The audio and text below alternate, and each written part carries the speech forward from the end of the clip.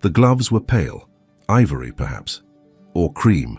Edward Ashford, 8th Duke of Greymoor, had never been good with such distinctions, though his mother had tried to teach him once, long ago, holding fabric swatches up to the afternoon light in the conservatory at Greymoor House, speaking in a language of undertones and hues that seemed to him as foreign as Latin or Greek.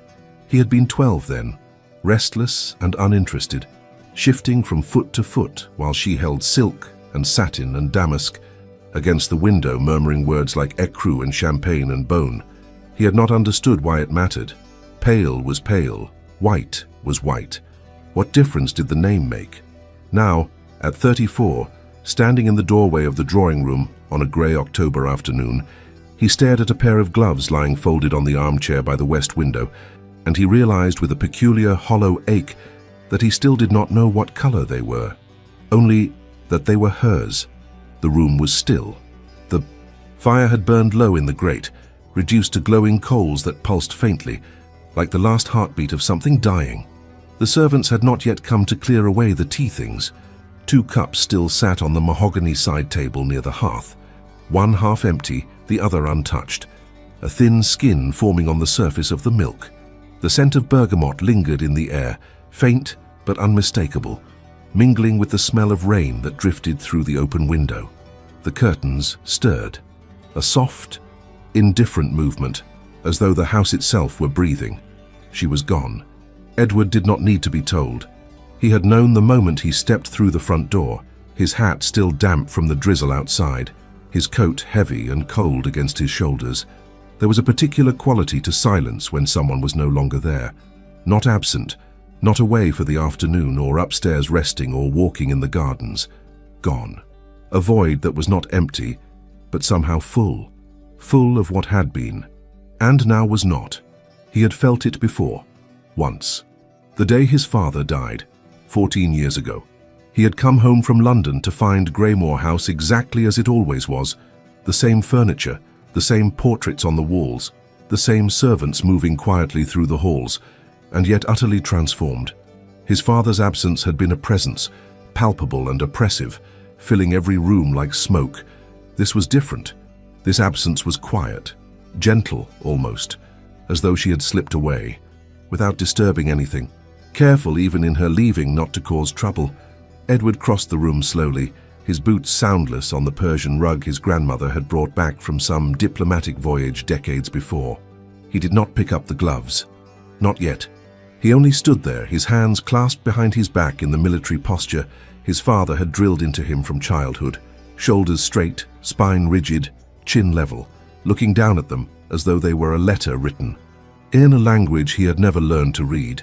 The fingers were pressed together, folded neatly at the center, as though she had only just slipped them off, as though she might return any moment and reach for them with that small, automatic gesture she had, tugging each finger loose one by one, never hurried, always deliberate, her head tilted slightly as though concentrating on some private thought. But she would not return. He had seen her this morning, or had it been yesterday? Time had become strange lately, slippery, the days blending together in a grey monotony that he had not noticed accumulating until now, when it suddenly mattered. She had been sitting in this very chair, her hands folded in her lap, her face turned toward the window. The weak autumn light had caught the side of her jaw, the curve of her throat, illuminating the fine bones beneath her skin. He had paused in the doorway, he remembered that now, intending to speak to her. To say what? He could not remember. Perhaps he had meant to ask if she needed anything, or to tell her he would be riding out to inspect the tenant farms and would not return until late. Perhaps he had simply meant to bid her good morning, but he had said nothing. His steward had been waiting in the hall with some urgent matter about drainage in the south fields, and Edward had turned away toward his study because there had been correspondence to attend to. Always correspondence. Letters from his man of business in London. Note from his solicitor regarding some tiresome legal complication with a property boundary.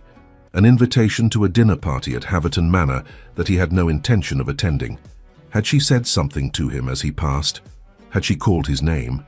He did not think so, but he was not certain, and now it was too late to ask. Edward sank into the chair opposite hers, his chair, the one with the worn leather armrests and the slight sag in the cushion where he sat every evening after dinner, reading the newspaper or the agricultural reports, or simply staring into the fire while she embroidered or played the piano or sat in that profound stillness she possessed, that quietness he had mistaken, God help him, for contentment. He stared at the gloves. They were small, delicate. The leather was soft, buttery, clearly expensive though not ostentatious. There was a tiny row of pearl buttons at each wrist, fastened carefully. The stitching along the seams was so fine he could barely see. Each thread laid with precision. She had worn them the day they met. That was 8 months ago, late April, spring. The world green and bright and full of that particular hopefulness that comes with warming weather and longer days. A garden party at Haverton Manor, one of those interminable social gatherings his mother insisted he attend despite his protests, despite his repeated assertions that he had no interest in parading himself before the daughters of the gentry like a prize bull at market. "You are a duke, Edward," she had said, her voice clipped with the impatience of a woman who had spent 3 decades trying to teach a stone to speak. "You have a position, a responsibility. You cannot hide away at Greymore forever, pretending the world does not exist." "I am not pretending anything, I am simply managing my estates." "You are avoiding life." He had not replied. There was no point. She would not understand, or perhaps she understood too well, and that was the problem. So, he had gone. He had stood on the terrace at Haverton with a glass of champagne he did not drink, nodding politely at acquaintances whose names he forgot immediately, enduring the parade of young women and their mothers who approached him with smiles sharp as knives, their conversation a calculated dance of flattery and insinuation. And then he had seen her. She had been standing beneath a chestnut tree at the far edge of the garden, alone, watching the others with a peculiar stillness. She was not beautiful in the way that commanded attention. Her features were fine but unremarkable. A straight nose, a small mouth, clear grey eyes beneath dark brows. Her dress was pale green, simple, well made but not extravagant. No lace, no embroidery, no jewels beyond a single strand of pearls at her throat. What struck him was not her appearance, but the way she stood, utterly still, rooted, as though she were part of the landscape, as though she had grown there among the roots of the chestnut tree and would remain there long after everyone else had gone. She did not look at him the way others did. There was no flutter of eyelashes, no practiced tilt of the head, no coy glance over a fan. When their eyes met, accidentally, he thought later, though perhaps it had not been an accident at all, her expression was calm, faintly curious, and entirely without expectation. No hunger, no calculation, just observation. He had crossed the lawn toward her without deciding to do so. Later, he would not remember making the choice, would not recall the moment when his feet began to move, only that he had been standing on the terrace with his untouched champagne, and then he had been standing in front of her, beneath the dappled shade of the chestnut tree, and she had been looking at him with those steady grey eyes that seemed to see something he had not known was visible. "You are the Duke of Greymore," she had said. Not a question, a statement of fact, delivered without inflection, as one might remark on the weather or the color of the sky. "I am. And you are here because your mother insists you attend these things." He had smiled despite himself. It was such a direct observation, so plainly spoken without any of the usual social padding, that it disarmed him entirely. "You are perceptive, Miss Whitmore, Clara Whitmore." She had extended her hand. The glove had been soft, impossibly soft, and warm from the sun. He had taken it, held it perhaps a moment longer than propriety strictly allowed, and she had not pulled away. She had simply waited, patient, until he released her.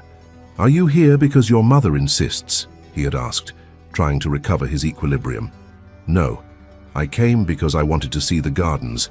Lady Haverton's roses are supposed to be remarkable this time of year. You prefer gardens to people. I prefer honest things." He had not known what to say to that.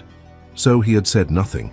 They had stood there in the dappled shade while the noise of the party, laughter, conversation, the clink of glasses drifted over them, distant and unimportant, and he had felt something shift inside his chest. A loosening, a relief he had not known he was seeking. He had thought then that he had found something rare, something true. Now, sitting alone in the darkening drawing room, Edward reached out with hands that felt clumsy and strange and picked up the gloves. They were lighter than he expected, insubstantial. He turned them over, slowly, studying the delicate stitching along the seams, the tiny pearl buttons, the faint creases in the leather where her fingers had bent them. She had left them behind. Why? Had she forgotten them? No, Clara forgot nothing. She was meticulous, careful, deliberate in all things. If she had left them, it was intentional. A message. But what message? What was she trying to say? Edward stood abruptly, the gloves clutched in his hand, and crossed to the window. The rain had stopped. The gardens, stretched out below, grey-green and glistening, the gravel paths dark with moisture. The rose beds his grandmother had planted were fading now, the blooms brown and drooping. The hedge maze beyond looked skeletal, bare branches reaching toward the low clouds. She used to walk there.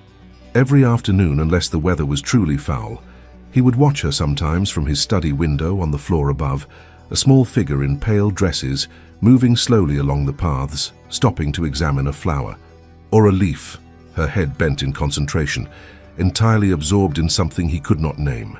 He had never joined her. She had never asked him to. Had she wanted him to? Had she been waiting for him to offer?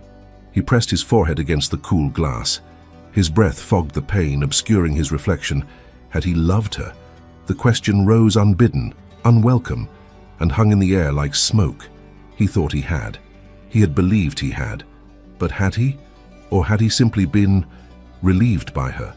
Relieved that she did not demand, did not cling, did not weep or sulk or require constant attention and reassurance the way he had seen other wives do, the way his mother had, silently, invisibly, craved from his father for 30 years. Clara had been easy, unobtrusive. She had fit into his life without disrupting it, like a piece of furniture chosen for its practicality rather than its beauty, and he had thought that was enough. The realization settled over him slowly, cold and heavy as snow. He had thought she was content. He had thought silence meant peace. God forgive him. Do you see it yet? The way we convince ourselves that someone's quietness is satisfaction? That their lack of complaint means happiness? Or are you still certain you would have known better? Edward had not wanted to marry, not because he disliked women or feared intimacy in any abstract philosophical sense, but because he understood with cold, crystalline clarity what marriage was in his world. A contract, a transaction, a merger of estates and bloodlines and social position, undertaken with the same practical consideration one might bring to the purchase of property or the breeding of horses. Love, if it existed at all in such arrangements, was incidental, optional, often, in fact, inconvenient. His parents' marriage had been the model, the template. The 7th Duke of Greymoor and his Duchess, united in holy matrimony in the chapel at Greymoor House in 1795, had been by all accounts a suitable match. He had been 32, already established in his position, financially secure, in possession of one of the finest estates in the county. She had been 19, the daughter of an earl, beautiful, accomplished, trained from birth in the art of managing a great household. The wedding had been, by all reports, magnificent. The marriage had been something else entirely. Edward's earliest memories were of silence, not the comfortable silence of companionship, but the oppressive silence of two people occupying the same space without truly inhabiting it together. His father had been a man of impeccable reputation and absolutely no warmth. He had performed his duties as a husband with the same detached efficiency he brought to managing his tenant farms and overseeing his investments. He had provided for his wife. He had been faithful as far as Edward knew. No mistresses, no illegitimate children, no scandals. He had treated her with unfailing politeness, addressing her always as my dear or madam, never by her given name. And he had destroyed her, not through cruelty, not through violence or infidelity or any of the dramatic sins that made for gossip and scandal, but through absence, through the slow, relentless withholding of anything resembling affection or genuine interest, through 40 years of perfectly civil indifference. Edward's mother had been a beautiful woman once, He had seen the portraits painted in the early years of her marriage. The young Duchess with bright eyes and a hopeful smile, her head tilted just so, her hand resting lightly on the back of a chair, everything about her posture suggesting anticipation, as though she were waiting for something wonderful to begin. By the time Edward was old enough to notice such things, to understand what he was seeing, that brightness had long since faded. His mother moved through Greymore House like a ghost, perfectly dressed, perfectly mannered, performing her role with flawless precision, overseeing the household, managing the servants, hosting dinner parties and charity events, but somehow absent even when present. Her face had taken on a peculiar quality, a smoothness that was not youthful, but rather the result of holding the same neutral expression for so long that it had become permanent, like water wearing a waystone. She never complained. She never wept, at least not where anyone could see her. She never raised her voice or slammed doors, or did any of the things Edward imagined other unhappy wives might do. She simply diminished, year by year, season by season, until she became a woman who existed only in public, who came alive only when performing the role of Duchess, gracious, elegant, appropriate, and who ceased to exist entirely when alone. Edward had been 18 when his father died, a heart seizure, sudden and undramatic, in his study after dinner on a Tuesday evening in March. The Duke had been reviewing estate accounts when it happened. The butler found him slumped over his desk, his hand still holding his pen, a half-finished sentence trailing off into nothing. The funeral had been attended by everyone of consequence in the county and quite a few dignitaries from London. His mother had stood beside the grave in her black mourning dress, straight-backed and dry-eyed, her face composed in that same smooth, impenetrable expression she always wore. Afterward, she had returned to Greymore House, retired to her rooms, and emerged the following morning to resume her routines, as though nothing whatsoever had changed. Perhaps for her nothing had. Edward had inherited the title, the estates, the investments, the responsibilities, the weight of generations of Ashfords who had held these lands and borne this name. And he had inherited something else too, though he had not recognized it at the time. The example. His father's ghost had taken up residence in his study, in the set of his shoulders, in the way he signed his name, with that same cramped, precise handwriting, in the way he approached every task with methodical efficiency and no joy whatsoever. He had sworn, silently, standing in that study surrounded by ledgers and legal documents and letters of condolence, that he would not become that man. He would not marry out of duty and social obligation, only to proceed to ignore his wife for 30 years. He would not trap some hopeful young woman in a cage of propriety and indifference. He would not be the instrument of anyone's slow erasure. So he had not married. He had managed the estates, he had improved the drainage systems, modernized the farming methods, repaired tenant cottages, increased crop yields. He had fulfilled his social obligations, attended Parliament when necessary, served as magistrate, contributed to local charities. He had been, by all accounts, a responsible and respectable duke, and he had been entirely alone. It had not troubled him, or so he told himself. Solitude was preferable to the slow murder of a loveless marriage. He had his work, his books, his horses, the satisfaction of seeing Greymore prosper, of knowing his tenants were cared for, of maintaining the legacy his family had built over centuries. It was enough. It had to be enough until Clara. He had not expected her, had not been looking for her, had in fact been quite firmly convinced that he would never marry, that he would allow the title to pass to some distant cousin upon his death and be done with it. But there she had been, standing beneath that chestnut tree at the Haverton garden party, and something in him had recognized something in her. What? He still was not entirely sure. A shared understanding, perhaps.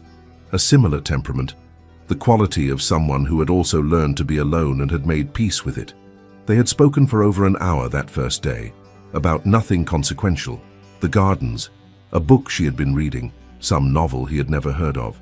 The ridiculous spectacle of London society, which they both agreed was exhausting. She had a quiet wit, subtle and dry, that surfaced unexpectedly. When he said something she disagreed with, she told him so plainly, without apology or coquettishness. "I think you're wrong about that," she had said when he made some observation about the natural order of social hierarchy. "Am I?" "Yes. You're confusing custom with inevitability. Just because something has always been done a certain way doesn't mean it's natural or necessary." He had been delighted. No one spoke to him like that. No one challenged him without ulterior motive. "You're remarkably direct, Miss Whitmore.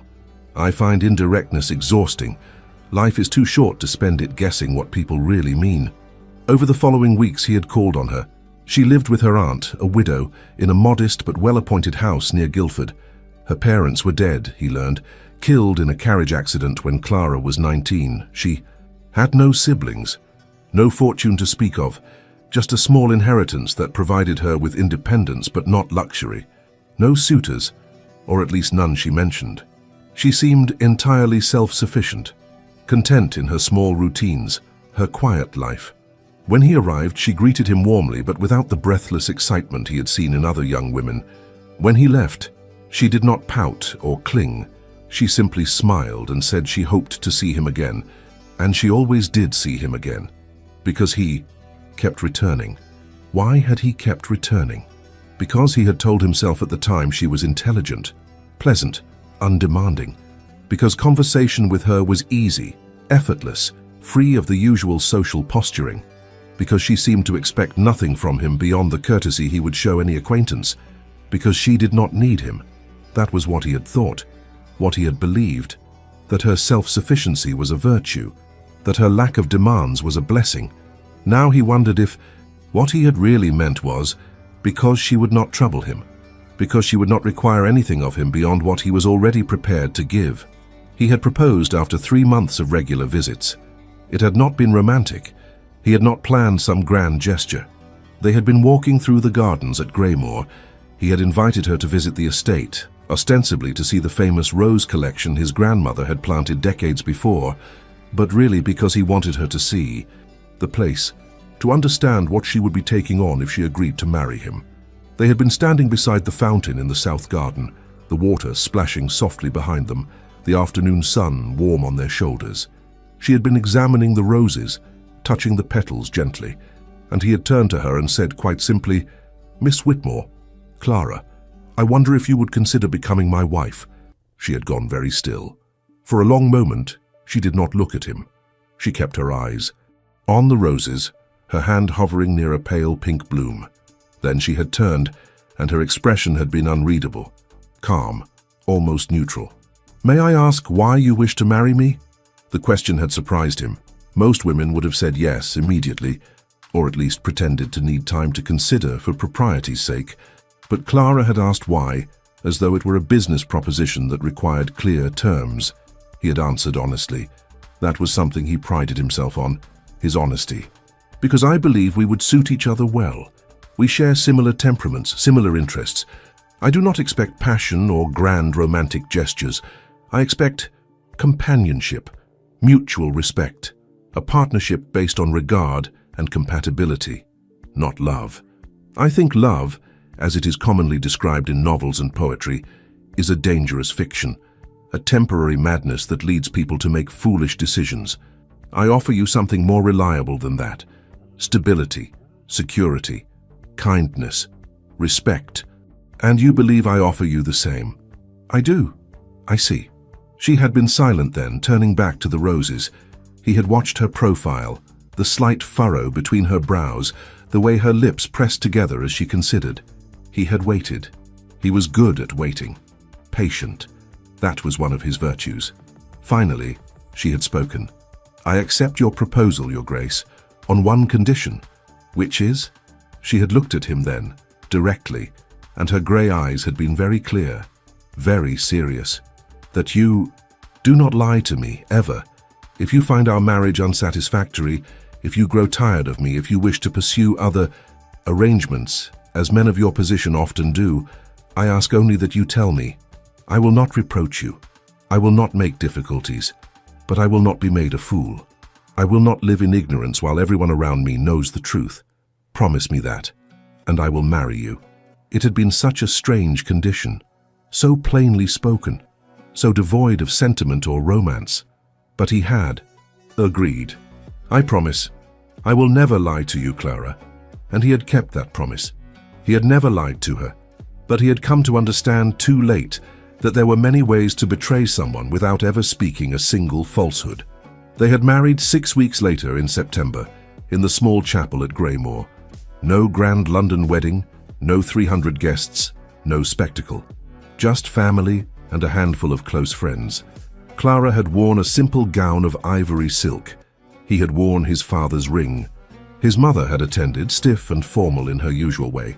She had kissed Clara's cheek afterward and said, "I hope you will be very happy, my dear." But her eyes had been empty, and Edward had seen Clara notice that emptiness, had seen something flicker across her face. Doubt, perhaps, or recognition. The wedding night had been awkward, not unpleasant, but mechanical. Clara had been calm, almost clinical in her approach. She had fulfilled her wifely duty with quiet composure, without complaint or enthusiasm. Afterward, she had lain beside him in the dark of his my bedroom and said softly, "Thank you for being gentle." He had not known what to say, so he had said nothing. In the weeks and months that followed, they had settled into routines, patterns, the rhythms of married life. Breakfast together in the morning room. Then he would go to his study to attend to correspondence and estate business. She would occupy herself with the household, the gardens, her needlework, her books. They would meet again for dinner. Afterward, they would sit together in the drawing room. Sometimes they spoke about the estate, about local news, about books they were reading. Often they did not speak at all. She would embroider or read. He would review reports or simply stare into the fire. It had been comfortable, hadn't it? He had thought so. He had believed they had achieved exactly what they had agreed upon, a partnership based on compatibility and mutual respect. No drama, no demands, no emotional turbulence, a rational marriage, a civilized marriage, a marriage like his parents. The realization came to him now like a physical blow, sitting in his study with her gloves still in his hand. He had become his father after all. Not in the details. He had been faithful, attentive in practical matters, never dismissive or cold in the way his father had been. But in the essential way, the way that mattered, he had taken a woman's quiet presence for granted. He had mistaken her lack of complaint for satisfaction. He had believed that because she did not weep or rage or demand his attention, she must be content. He had been so careful not to trap her in misery that he had never stopped to ask if she was actually happy. And now she was gone. Edward stood and crossed to the window. Evening was falling. The sky was the color of slate. In the gardens below, a lone figure moved along the gravel path. One of the gardeners, probably, making a final round. Before dark, he wondered where Clara was now.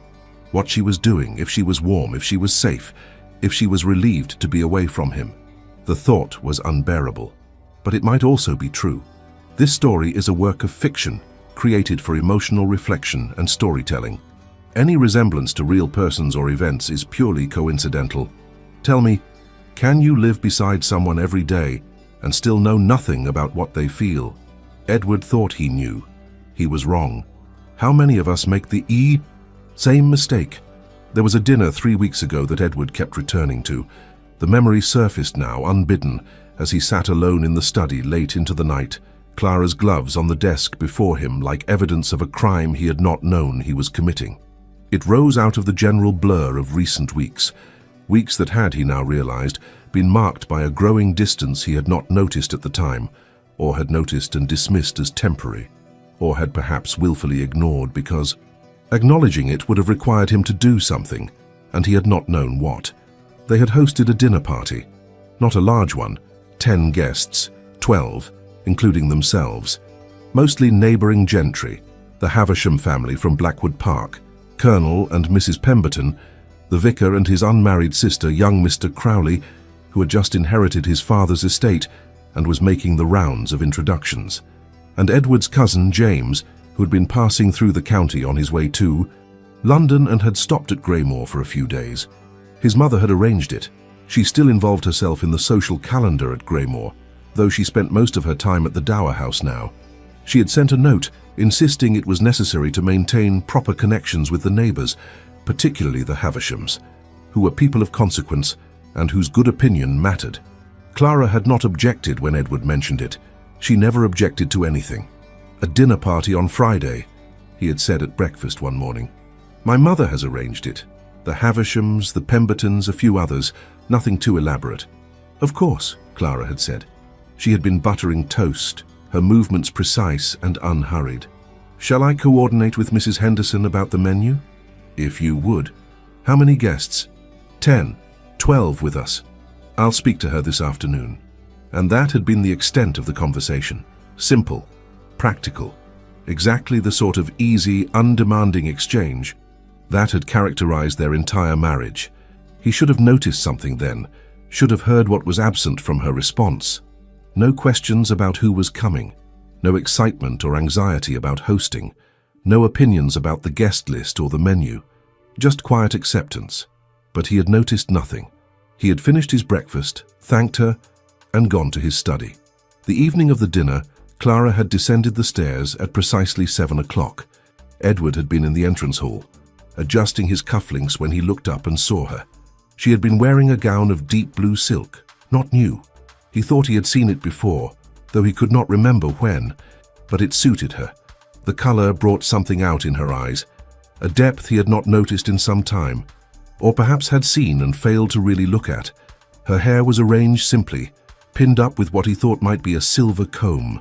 She wore no jewelry except her wedding ring and the strand of pearls at her throat that had belonged to her mother. She had looked lovely. He had opened his mouth to say so. The compliment had been right there, ready. "You look lovely, Clara."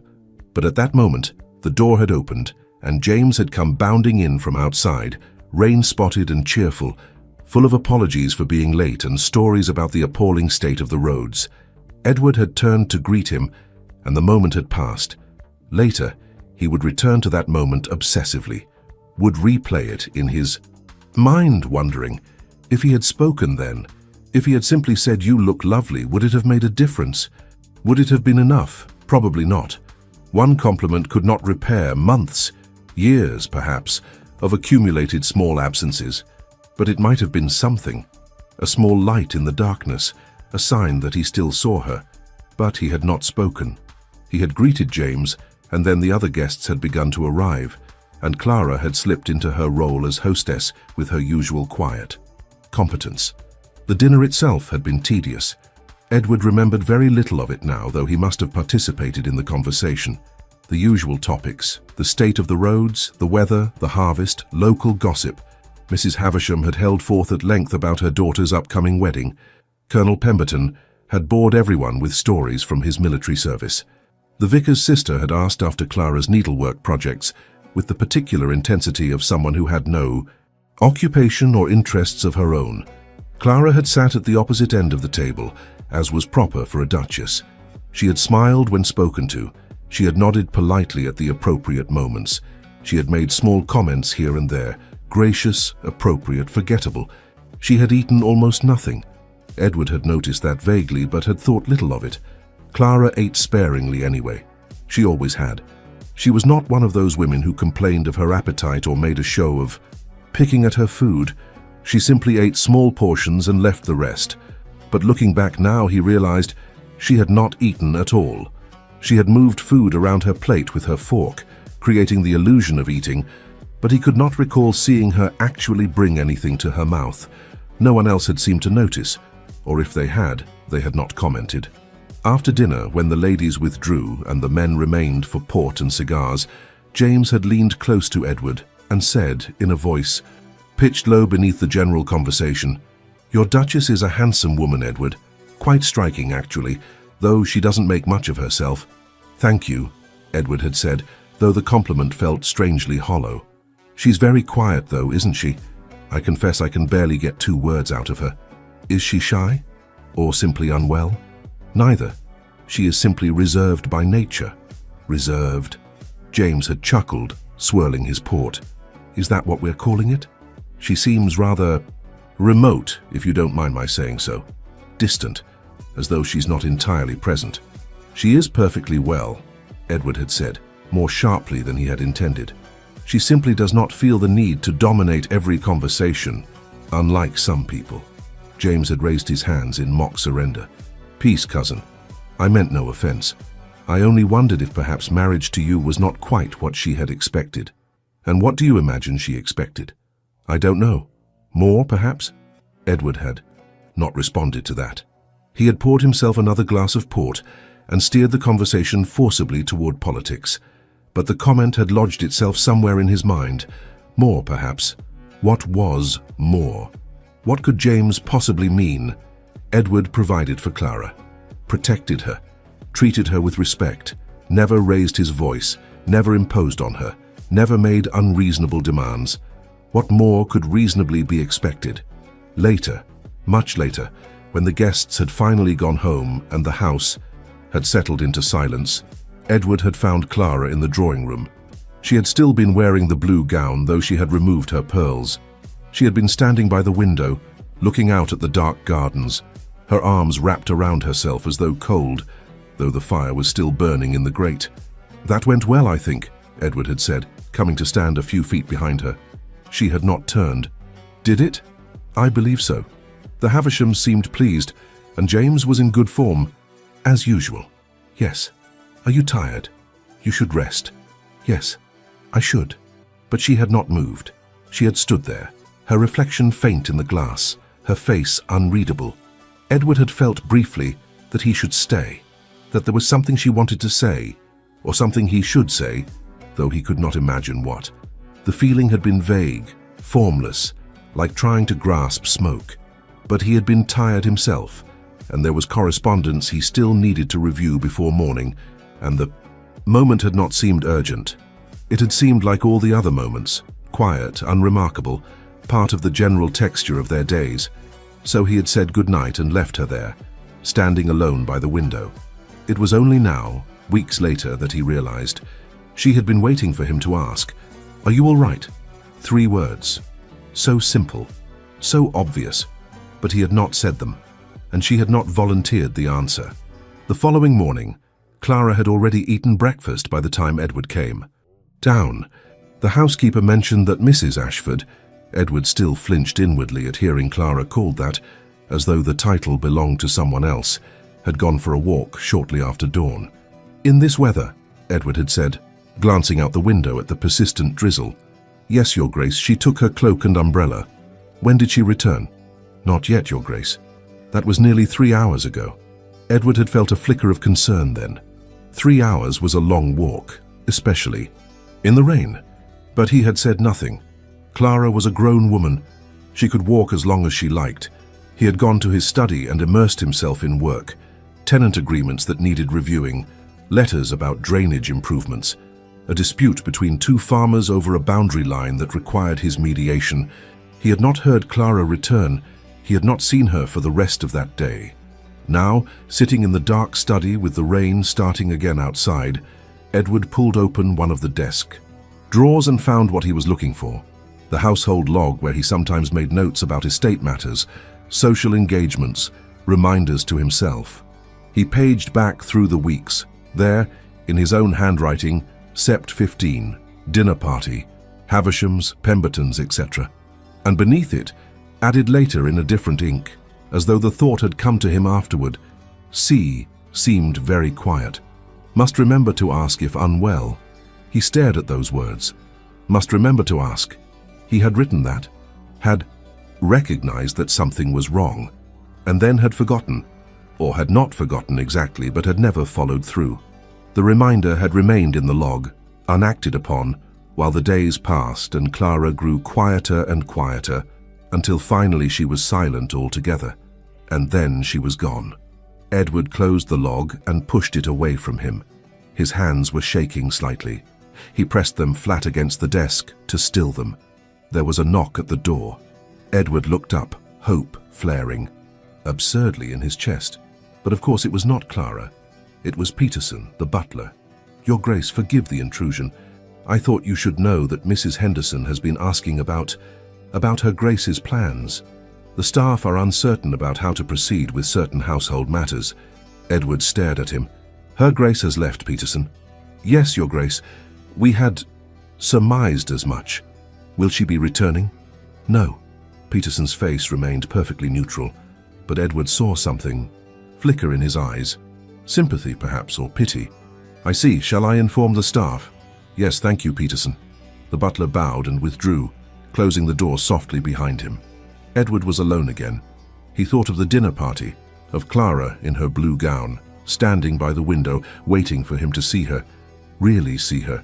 He thought of all the dinners before that, all the breakfasts, all the evenings in the drawing room, hundreds of hours spent in the same space, performing the rituals of marriage. And he had never once asked her what she was thinking, what she wanted, if she was happy. He had assumed. He had taken her silence for assent, her composure for contentment. What did your silence mean, Clara? He would never know now. The question would remain forever unanswered. Have you ever been in a room full of people and felt utterly alone?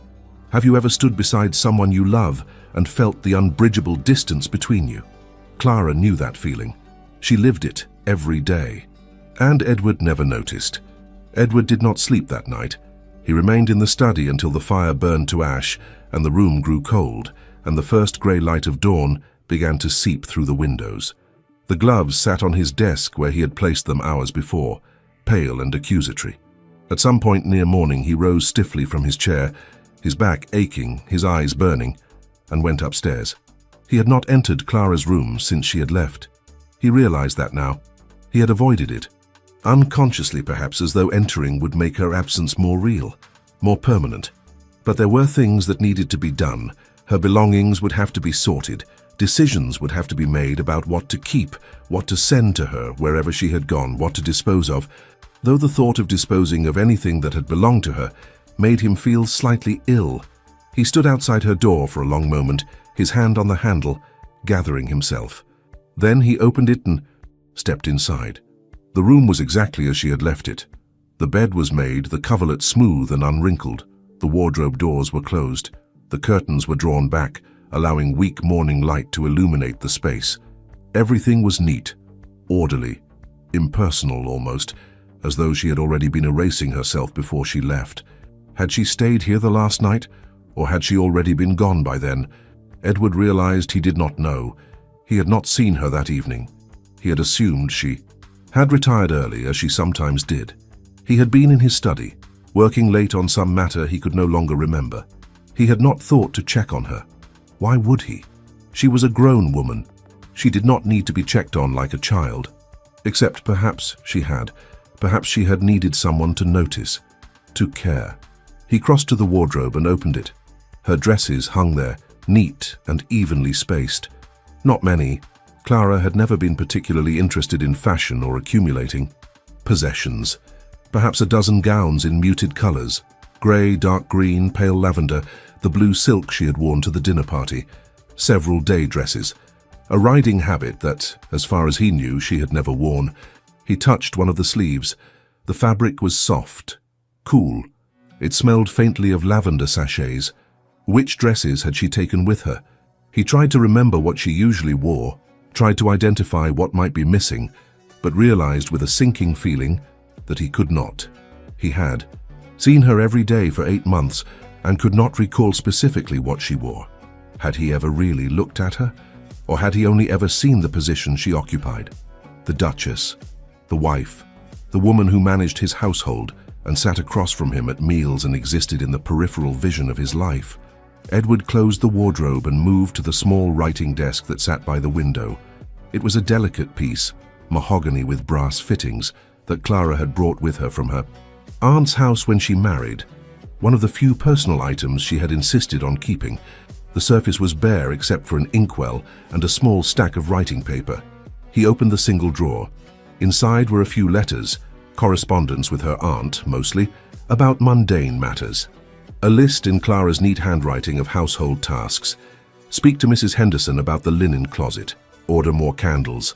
Ask about the leak in the east wing. Practical, organized, exactly what one would expect from a competent wife managing a large household. And beneath that, a single piece of paper, folded once. His name was written on the outside in her careful script. Edward. His heart began to beat faster. His hands, when he reached for the paper, were not entirely steady. He sat down in her chair, the same chair where she must have sat to write this, and unfolded the letter. Edward, I am writing this because I cannot say it to your face, not because I fear your reaction. You are not a man who reacts strongly to anything, but because I fear my own resolve will fail if I see you. I have never been good at maintaining my position when challenged, and your presence, however quiet, is a form of challenge to what I must do. I am leaving. I know this will cause you inconvenience and perhaps some degree of social embarrassment. For that, I am sorry. I do not wish to make difficulties for you. You have always prided yourself on avoiding difficulties, and I have tried my best to honor that preference. But I cannot continue as I have been. Let me be clear. You have not been cruel. You have not betrayed me in any conventional sense. You have not taken a mistress, or gambled away our fortunes, or raised your voice to me, or struck me, or any of the dramatic transgressions that novels are full of. By the standards of many marriages, ours would be considered quite successful. You have been exactly what you promised to be: stable, secure, kind in your way, respectful, and I have been miserable. Not every day, not at first. At first I was relieved, grateful even. You offered me safety and position at a time when I had neither. You asked nothing of me that seemed unreasonable. You did not expect me to be something I was not. You seemed content with exactly what I could offer, which was very little. I thought that would be enough for me. I was wrong. You asked me once what I wanted from marriage. I said companionship. I believed that then. I believed I wanted nothing more than to exist beside someone, to share a household and a life in the quiet, practical way that seemed sustainable and safe. But I have learned, too late perhaps, that I want more than to exist beside someone. I want to exist with them. I want to be known, to be seen, not as a duchess or a wife or a woman who performs certain functions, but as myself, whatever that means, whoever that is. I do not think you see me, Edward. I think you see the role I occupy, the position I fill, the woman who does not make demands or cause trouble or require your attention beyond the minimum necessary. And I have allowed this. I have made myself small and quiet and unobtrusive because I thought that was what you wanted, what you needed. Because you seemed so determined to avoid anything resembling emotional entanglement that I convinced myself wanting such things was unreasonable, excessive. But I am tired. I am so very unspeakably tired. I am tired of sitting in rooms with you and feeling alone. I am tired of speaking words that disappear into silence. I am tired of watching you look through me as though I were made of glass. I am tired of measuring every impulse, every desire, every small hope against the fear that expressing it would somehow be a burden to you. I am tired of being invisible. Do you know that I tried, Edward? Do you know that I reached for you in my small ways? I asked you to walk with me in the gardens. You said you were too busy. I asked your opinion on books I was reading. You gave polite but perfunctory answers. I tried to learn about your work, your interests, the things that occupied your mind. You explained them to me as one might explain them to a child or a stranger. Informative but distant, never inviting me in. I told you once about the fox I saw near the North Woods. I was so delighted by it, by the way it had stood there in the early morning mist, watching me with those bright eyes. I thought you would be interested. You nodded and said, "How?" Pleasant, and returned to your newspaper. It was such a small thing, I know that, but it was one of 1,000 small things, and eventually they accumulated into something I can no longer carry. I am not blaming you entirely. Perhaps I should have been more direct. Perhaps I should have demanded your attention instead of hoping you would offer it. Perhaps I should have been less compliant, less willing to settle for the bare minimum of your regard. But I was afraid. I was afraid that if I asked for more, you would find me burdensome, excessive, one of those demanding wives that you clearly despise, the kind your father despised. So I made myself smaller and smaller, hoping that being undemanding would somehow make you want to turn toward me. It did not. You were relieved, I think, that I required so little. You could continue your life exactly as it had been before our marriage, with only minor adjustments. I fit neatly into the routines you had established. I did not disrupt. I did not require. I did not exist loudly enough to demand your notice, and so you did not notice me. I wonder sometimes if you would notice if I simply stopped, if I remained in the house but ceased speaking entirely. How long would it take before you realized? Days, weeks, Or would you simply accept my silence the way you have accepted everything else about me? As a pleasant convenience, a sign that our arrangement is working exactly as intended. I leave behind my gloves. You will find them in the drawing room. I wore them the day we met beneath that chestnut tree at Haverton. Do you remember that day? I do. I remember everything about it. The way the sunlight fell through the leaves, the sound of the water from the fountain behind us, the exact words you spoke when you asked me to marry you. I wonder if you remember any of it, or if it is all blurred together into the general mass of obligations fulfilled and duties discharged. I thought you might keep the gloves. A reminder, perhaps, of what you had, of what you lost. Though I suspect you will not think of it as a loss, you will be inconvenienced, certainly. There will be social awkwardness to navigate, but you will adapt. You always do. You will return to your studies and your accounts and your perfectly ordered life, and I will become a footnote. The Duchess who left. An unfortunate chapter now closed.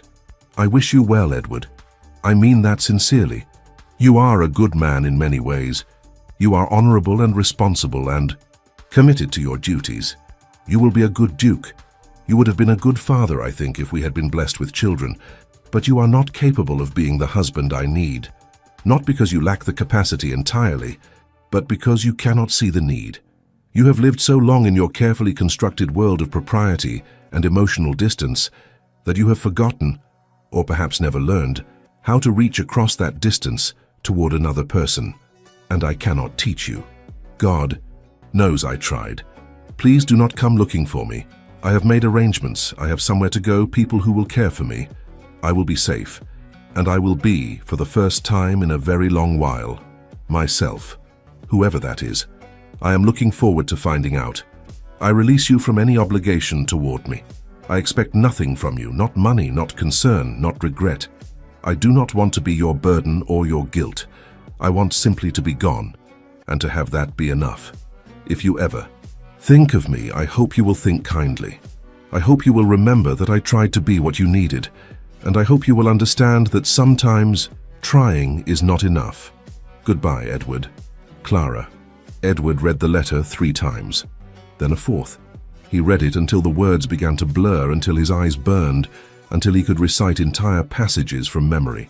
Then he set it down, very carefully, on the desk where she had written it, and pressed both hands to his face. He did not weep. He had not wept since he was a boy, since his father had told him sternly that dukes did not cry, that emotion was weakness, that control was everything.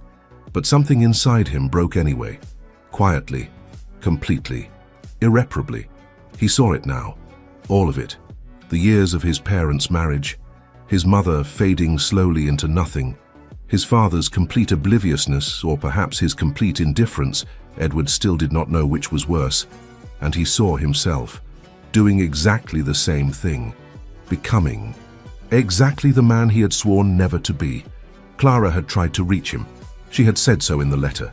She had asked him to walk with her, had tried to share her thoughts, her discoveries, her delight in small things, and he had dismissed it all as pleasant but unimportant, trivial, not worth interrupting his real work for. The fox I saw near the North Woods. He remembered that now, or thought he did. A morning at breakfast, weeks ago. She had been animated, more animated than usual, describing something she had seen on her walk. He had been reading a letter from his steward about crop rotation in the South Fields. He had made some non-committal response without looking up. How pleasant. 2 words. Casual, dismissive. He had not meant to hurt her. He had simply been distracted, busy. There had been actual problems that needed his attention, actual decisions that needed to be made. But to her, those 2 words had meant, you do not matter. Your joy does not matter. You do not matter enough for me to put down this letter and look at you. How many times had he done that? How many small moments had he missed or dismissed or failed to see? 1,000, she had said. 1,000 small things that had accumulated into something unbearable.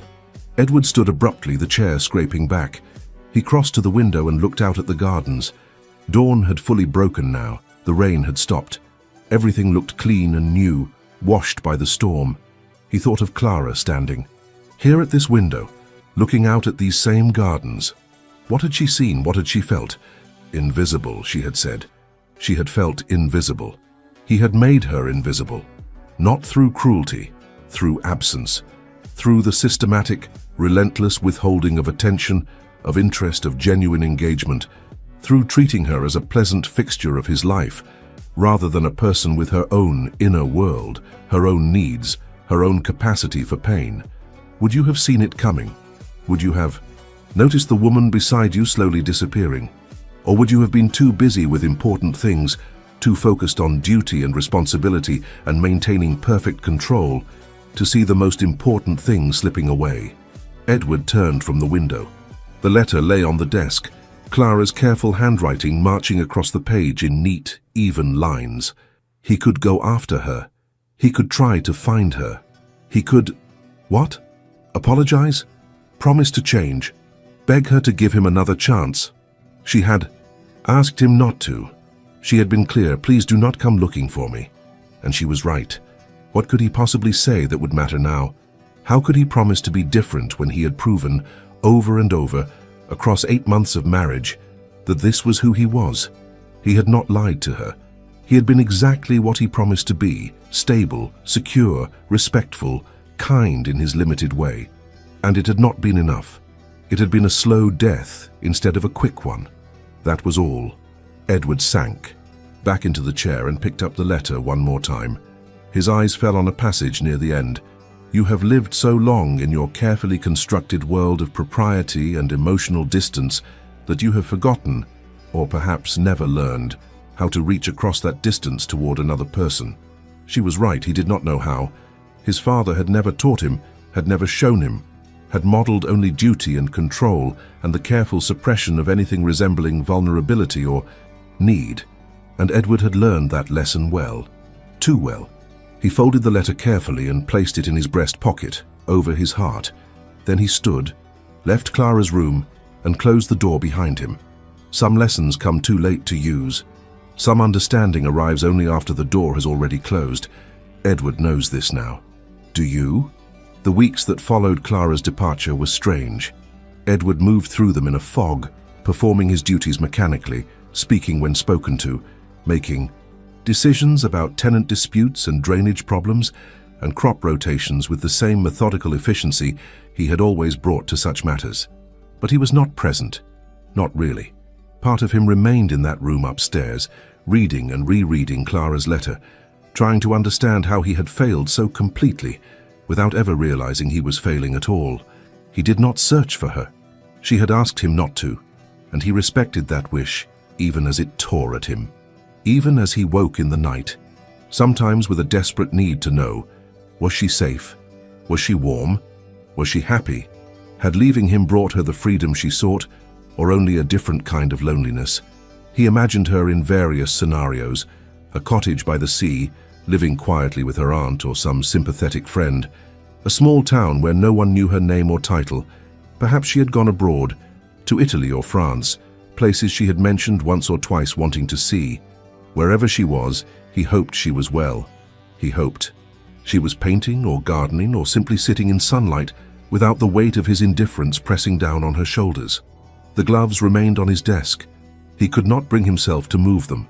They sat there, pale and accusatory, a constant reminder of what he had possessed and failed to cherish. Sometimes late at night, he would pick them up and hold them, running his thumb over the soft leather, the pearl buttons, the careful stitching, trying to understand the woman who had worn them, trying to see her clearly now that it was too late. His mother visited one afternoon, arriving in her carriage unannounced. She had not been to Graymore since the wedding. She preferred the dower house, she said. Smaller, easier to manage, more suited to a widow living alone. But today she came. Peterson showed her into the drawing room, where Edward was attempting to read agricultural reports and failing completely, his mind drifting constantly to Clara, to the letter, to all the moments he should have paid attention to and did not. "Edward," his mother said, removing her gloves, black, he noticed, still in mourning for his father even after all these years, or perhaps in mourning for her own lost life, and sitting in the chair opposite his, the chair that had been Clara's. "Mother, I heard Clara has gone." News travels quickly. It always does, particularly when it involves scandal. Edward felt something tighten in his chest. It is not a scandal. She simply left. Without her husband, without explanation. After only 8 months of marriage, society will call it scandal regardless of what you prefer to call it. I care very little what society calls it. His mother studied him for a long moment. Her face was as composed as always, that same smooth, impenetrable mask she had worn for as long as he could remember. But something in her eyes was different, softer perhaps, or sadder. "Will she return?" she asked. "No." "You are certain?" "Yes." "I see." His mother folded her hands in her lap, the gesture so familiar it made Edward's throat tighten. How many times had he seen her sit exactly like this, a duchess performing her role perfectly, her true feelings, if she had any, hidden beneath layers of propriety. They sat in silence for a moment. Outside, birds were singing. The sun had emerged after days of rain, and the gardens were bright and green. "I am sorry, Edward," his mother said finally, and her voice was gentler than he had heard it in years. "Are you?" He did not mean it cruelly. He genuinely wanted to know. "Yes, I am sorry you are in pain, and I am sorry I did not. I should have warned you, should have taught you differently, but I did not know how." Edward looked at her, really looked at her, perhaps for the first time in decades, and he saw not the cold, composed duchess, but a woman who had been slowly erased by the same forces that had nearly erased Clara. A woman who had survived by learning not to want, not to need, not to reach for anything beyond duty and propriety. "Were you happy?" he asked. "With father?" She blinked, surprised by the question. For a moment he thought she would deflect, would give some diplomatic non-answer. But instead, she looked away, toward the window, and said softly, "I was content, for a time, in the beginning. Your father was handsome and respectable, and I thought that would be enough. And then I realized contentment was not the same as living. That being comfortable was not the same as being seen. That having all my material needs met did not address the deeper hunger I had not known I possessed until it went unfed for so long I could no longer remember what it felt like to be satisfied." Edward felt his chest tighten further. "Why did you stay?" "Because I did not know I could leave. Because by the time I understood what I had lost, I had forgotten what I once wanted. Because I had 2 children to raise and a position to maintain, and leaving would have meant scandal and poverty and—" She trailed off, then finished quietly, "Because I was afraid." "Of what?" "Of who I might be without the role. The duchess, the wife, the mother, these were the only identities I had. Without them I was nothing, or so I believed." Edward rose and crossed to the window, unable to sit still any longer. "I have become him," he said. "Haven't I? Father, I have become exactly what he was." His mother did not answer immediately. When she did speak, her voice was measured, thoughtful. "Not exactly. You are gentler than he was, more considerate in practical ways. But in the essential thing, yes. You have learned to withhold yourself, to keep a careful distance, to treat intimacy as something dangerous rather than something necessary. I did not mean to hurt her. I know. Your father did not mean to hurt me either. But intention matters far less than action, or in your case, inaction." Edward pressed his forehead against the glass, just as Clara must have done countless times. The garden stretched below, beautiful and empty. "She tried to tell me," he said. "She tried to reach me, and I did not see it." "No, you did not." The simple agreement, lacking any attempt to soften or excuse, was somehow worse than if his mother had tried to comfort him. "What do I do now?" he asked. "You let her go. You respect her wishes. And you learn from this, Edward. You do not become a man who makes the same mistake twice. I will never marry again. Perhaps not, or perhaps you will, and you will be different, wiser, more present, more capable of seeing the person in front of you rather than merely the role they occupy." She paused, then added gently, "Do not make my mistake. Do not spend the next 30 years existing rather than living." She rose, collecting her gloves. "I should go." "Mother." "Yes? Are you, I should have asked before. Are you happy now?" She smiled then, a real smile, small but genuine. I'm learning to be. It is a long process, learning to be a person rather than a position. But yes, I am better now than I was. After she left, Edward returned to his study. He took Clara's letter from his breast pocket and read it again, this time forcing himself to truly hear every word, every observation, every quiet accusation. She was right about all of it. He had lived in his carefully constructed world of duty and control and emotional distance because it was safe, because it was what he knew, because his father had taught him that this was how a man, particularly a duke, was supposed to be. But his father had been wrong, and Edward, in following that example, had become wrong too. He thought of the fox Clara had seen, the joy in her voice when she had tried to tell him about it, the way he had dismissed that joy with 2 words, how pleasant. He had not meant to diminish her. He had simply been focused on something else, something that had seemed more important at the time. But what was more important than the happiness of the woman sitting across from him? What matter of crop rotation or property drainage or tenant dispute was more urgent than seeing his wife's delight and sharing it with her? Nothing. The answer was nothing. But he had not known that then. He had thought managing the estate was caring for her, providing for her, protecting her. He had thought duty was love. He had been wrong. Edward began, slowly and hesitantly, to change small things in his life. He walked the gardens, not to inspect them or evaluate them, but simply to be in them, to see what Clara had seen. He began to notice things he had never paid attention to before, the way light fell through leaves, the particular shade of pink in the late-blooming roses, the sound of wind moving through the hedge maze. He read the book Clara had given him, the Wordsworth volume he had placed on the shelf unread. He read it slowly, 1 poem at a time, trying to understand what she had loved in it, what she had wanted him to see. One evening he found another passage marked lightly in pencil, "What though the radiance which was once so bright be now forever taken from my sight, though nothing can bring back the hour of splendor in the grass, of glory in the flower. We will grieve not, rather find strength in what remains behind." He sat with that for a long time. Another day, he found a small notebook beneath the bench where Clara used to sit in the south garden. It was wrapped in oilcloth to protect it from rain. Inside were sketches, dozens of them rendered in careful pencil. Flowers, trees, the fountain, the maze, and interspersed with the drawings, fragments of writing. April 27th. The cherry blossoms are extraordinary this year. I wish someone were here to see them with me. May 15th. Edward walked past me today in the hall. I said good morning. He nodded but did not stop.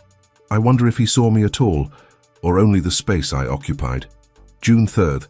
I tried to ask him about his day at dinner. He gave me a summary of tenant meetings and drainage reports. I wanted to know how he felt, what he thought, whether anything had surprised or pleased or frustrated him, but I did not know how to ask for that. And I do not think he would have understood the question anyway. July 22nd. I am lonely. How absurd to be lonely in a house full of people, to be married and still alone. August 9th. I have been thinking about my mother lately. She told me once that marriage was about finding someone who saw you, really saw you past the surface, into the core of who you were. I do not think Edward sees me. I think he sees the Duchess, the wife, the woman who is supposed to be content with comfort and security. But I am not content, and I am afraid to tell him because I think he would not understand, or worse, he would think me ungrateful. September 11th. I am disappearing. I can feel it happening. Each day I become a little less, a little quieter, a little more like a ghost. Soon I will be nothing at all. Just a shape that moves through rooms performing duties, saying polite things, existing without living, like his mother. God help me, I am becoming his mother. Edward closed the notebook and pressed it against his chest, as though trying to absorb through proximity what he had failed to absorb when Clara was present. She had left this behind deliberately, he realized. Hidden, but not destroyed. A record of her inner life. The thoughts and feelings she had not been able to share with him directly. A gift, perhaps, or an indictment, or both.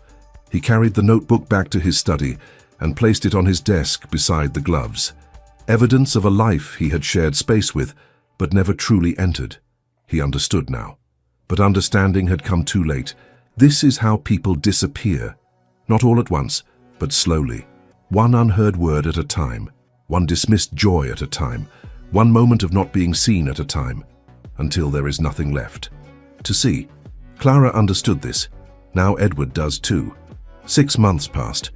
Autumn turned to winter, and winter to early spring. The world continued its rotations, indifferent to Edward's grief. The estate required management. The tenants needed their duke. Life, despite everything, persisted. Edward did not remarry. He did not even entertain the thought. His mother suggested once that he might eventually consider it, for the sake of an heir, if nothing else. But he had looked at her with such hollow devastation that she never mentioned it again. He lived quietly at Graymore. He managed his estates with the same efficiency as always, but now he also did something he had never done before. He listened. When his tenants came to him with problems, he asked questions. He learned their names, their children's names, their concerns beyond rent and yields. He walked his lands not to inspect them, but to know them. He was trying, in his clumsy way, to learn to see. He kept the gloves. They sat. On his desk, always visible, never moved. A reminder of what he had failed to value when it was present. Some nights, he would sit alone in his study and hold them, running his fingers over the soft leather, and try to remember every conversation he had ever had with Clara. Every moment they had shared, trying to see them differently now, with new eyes, with understanding that had come too late to matter. He realized, slowly and painfully, that he had loved her. He had not understood it at the time, had not recognized the feeling for what it was because it had not matched the passionate, consuming love described in poetry and novels. His love had been quiet, comfortable, easy, too easy.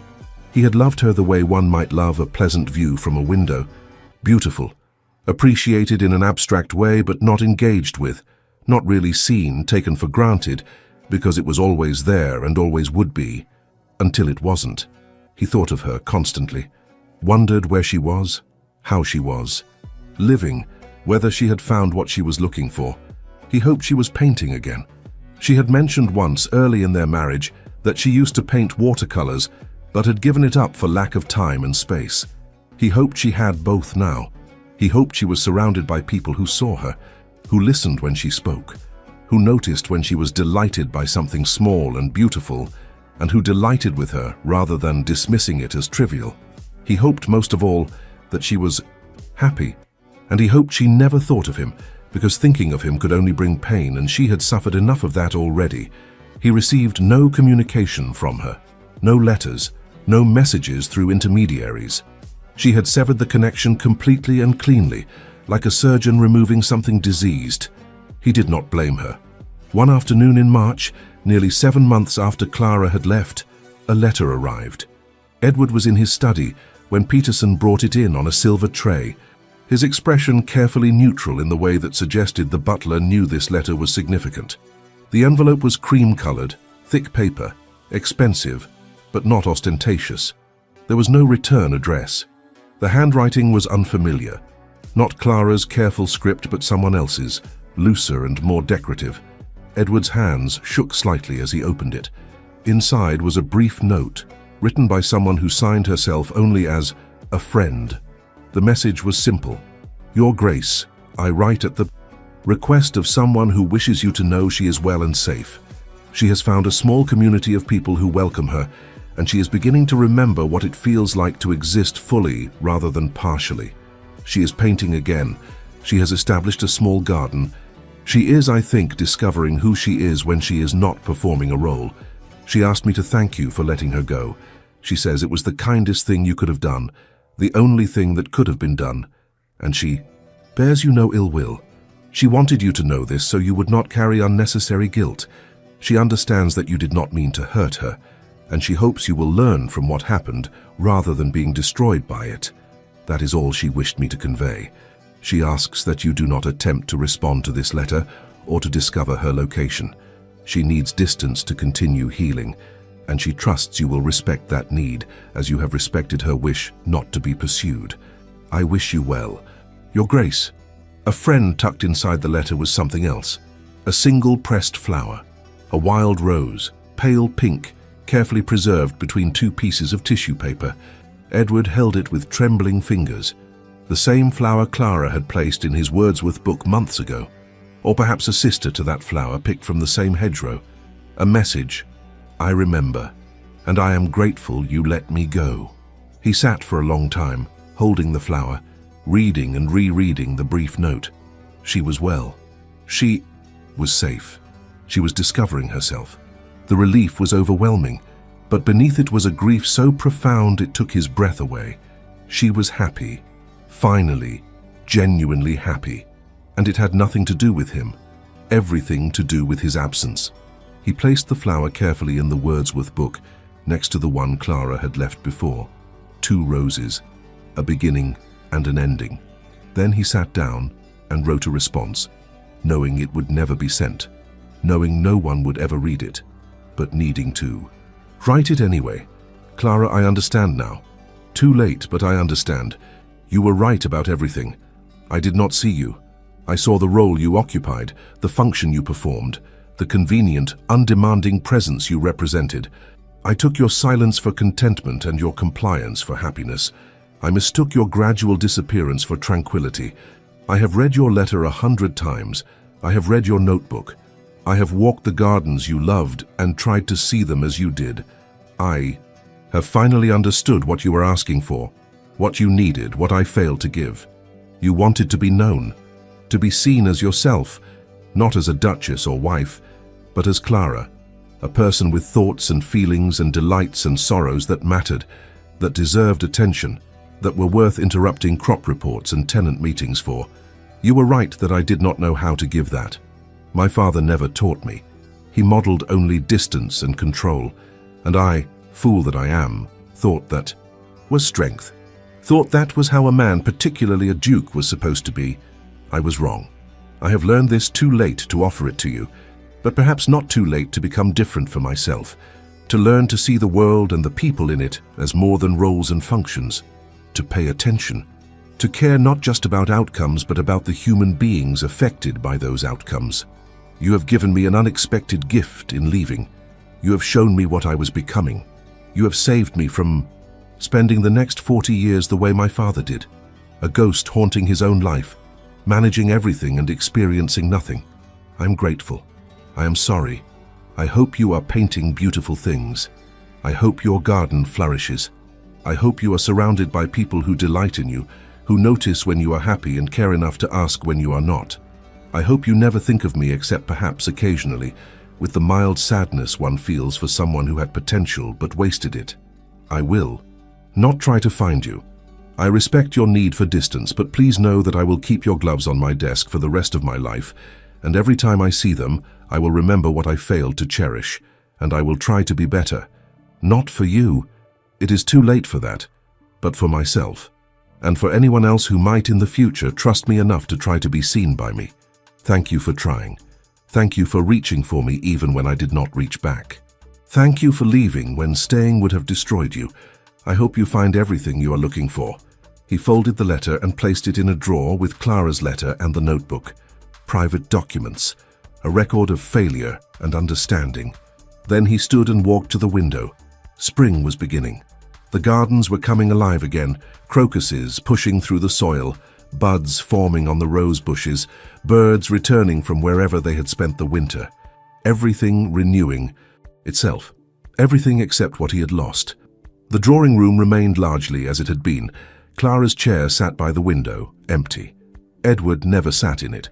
Sometimes he would stand in the doorway and look at it, remembering her sitting there in the afternoon light, her face turned toward the gardens, waiting for something he had never given. He left the chair empty. Some absences, he had learned, should not be filled. They were memorials, reminders, lessons made visible. One evening, nearly a year after Clara had left, Edward's mother visited again. They sat together in the drawing room, she in her usual chair, he in his, Clara's between them like a ghost. "You are different," his mother observed. "Am I?" "Yes, softer somehow, more present, more alive." Edward smiled faintly. "Ironic, isn't it, that I had to lose her to learn to be present?" "Not ironic, tragic, but perhaps also necessary. Some lessons cannot be taught, only learned through consequence. They sat in silence for a while, watching the fire. "Do you think she will ever come back?" his mother asked. "No." "Are you hoping she will?" Edward considered this. "No," he said finally. "I hope she stays away. I hope she has found the life she needs, the life I could not give her. Coming back would only trap her again. That is generous of you." "It is not generosity. It is the minimum I owe her." His mother nodded. "You have learned something then?" "Yes, but the price was too high. All worthwhile lessons cost more than we wish to pay." They sat together until the fire burned low, two people who had learned the same lesson from different angles, in different times, but with the same essential understanding. That absence can be a form of violence. That silence can suffocate. That love to be real must be active, visible, given freely and specifically to the particular person in front of you, not to the role they occupy or the function they perform. That seeing someone, really seeing them, is not optional. It is everything. The gloves remained on Edward's desk. He kept them there for the rest of his life, not as a trophy or a possession, but as a reminder of the woman he had failed to see. Every morning when he sat down to work, he saw them, and he remembered, not with sentimentality or self-pity, but with clear-eyed understanding. He had been given something precious, and he had not known its value until he had already lost it. This is how we learn sometimes, through loss, through absence, through the terrible clarity that comes when it is too late to use it. Edward learned. The lesson was brutal, permanent, and true, but Clara was free. And in the end, perhaps that was the only thing that mattered. What will you notice today that you have been failing to see? What quiet voice have you been dismissing as unimportant? What person beside you has been disappearing while you looked elsewhere? The gloves are still there. The question is, will you see them before it is too late?